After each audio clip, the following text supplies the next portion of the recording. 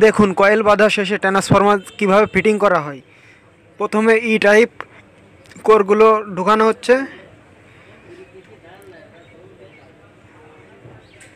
এখানে দুইটা দুইটা করে ই টাইপ কোর ঢুকানো হচ্ছে।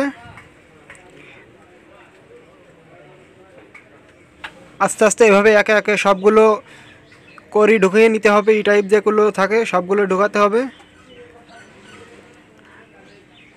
আর লাস্টের দিকে এসে যখন কোর ঢুকতে চাবে না তখন একটার ভিতরে আরেকটা দিয়ে ঢুকিয়ে দিতে হবে, তাহলে সহজেই ঢুকানো যাবে।